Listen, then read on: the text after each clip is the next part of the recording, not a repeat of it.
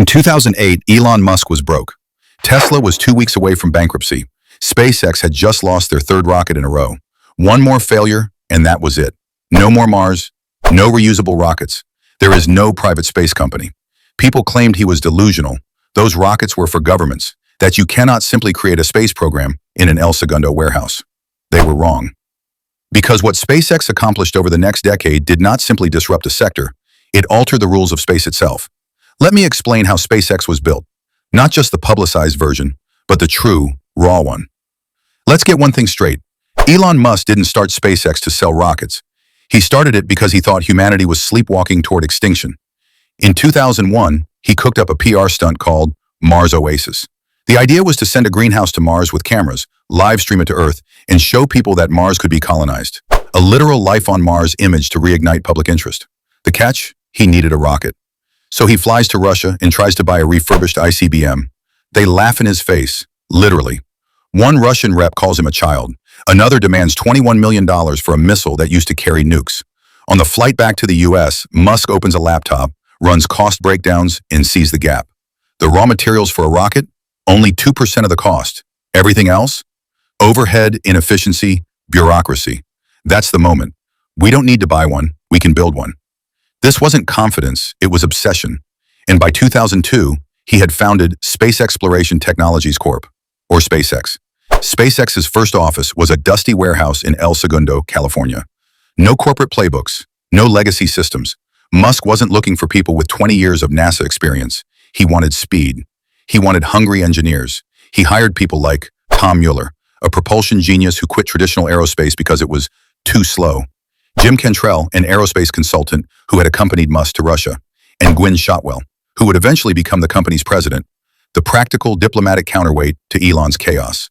Their first project, Falcon 1, a small two-stage rocket designed to be efficient, low-cost, and built almost entirely in-house. Here's how intense the culture was. 90 to 100-hour weeks were normal. Engineers slept under desks. Musk did too. He'd personally question people's designs, ask for numbers on the spot. If you didn't know your part inside out, you were gone. One early engineer said, "We weren't trying to compete with Boeing. We were trying to survive every day." And here's what made Falcon 1 different.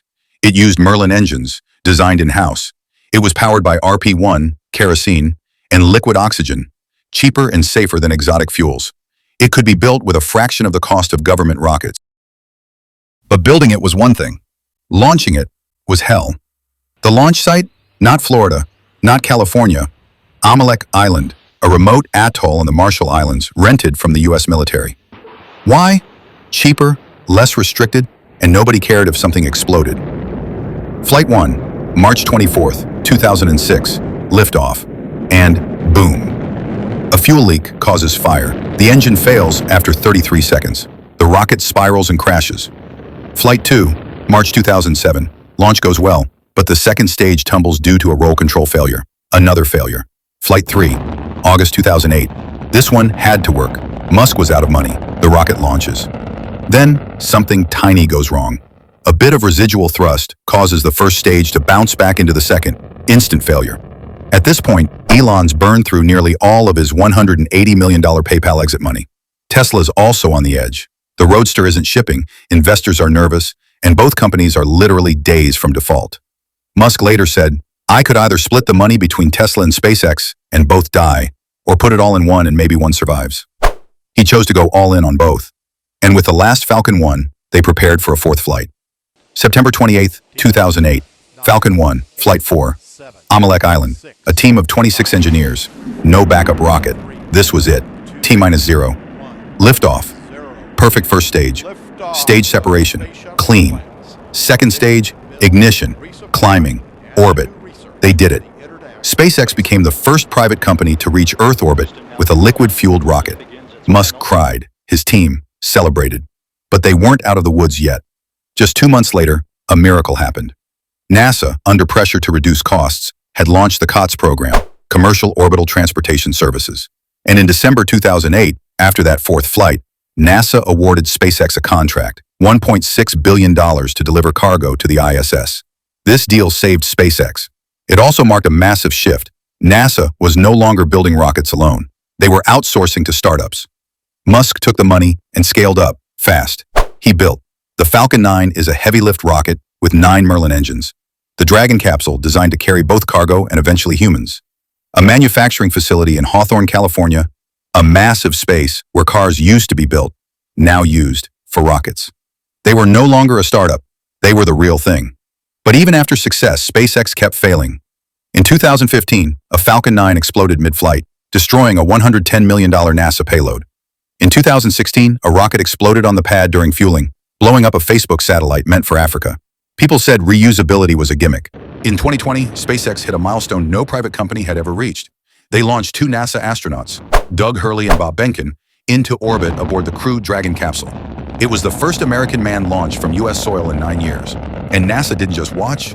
They paid SpaceX $2.6 billion to develop it under the Commercial Crew program. Meanwhile, they were quietly launching a different kind of product, Starlink, a constellation of thousands of small satellites providing internet across the globe, especially in remote areas and war zones. Today, over 6,000 satellites in orbit. The service has over 3 million users in 100+ countries. Starlink now makes up the majority of satellites in space. Right now in Boca Chica, Texas, in a launch pad called Starbase, SpaceX is building its biggest bet yet, Starship, 400 feet tall, stainless steel body, designed for full reusability. Payload capacity, 100+ tons. Final destination? Mars. It's still in testing. Explosions have happened, but each one teaches them more. NASA has already selected Starship for its upcoming Artemis 3 mission, the first time humans will return to the moon since Apollo. And Elon, he says Starship is what SpaceX was always about. So how was SpaceX really built? Not by billionaires throwing money around, not by government handouts, but by people who were willing to bet everything on what sounded impossible. It was built in a warehouse, on a coral island, with blown-up engines, sleep-deprived engineers, and a founder who didn't know when to quit. SpaceX didn't disrupt the space industry. It dragged it, kicking and screaming, into the future. And now, the company that couldn't buy a rocket in 2001, it is building one that might take us to another planet. And the craziest part, they're just getting started.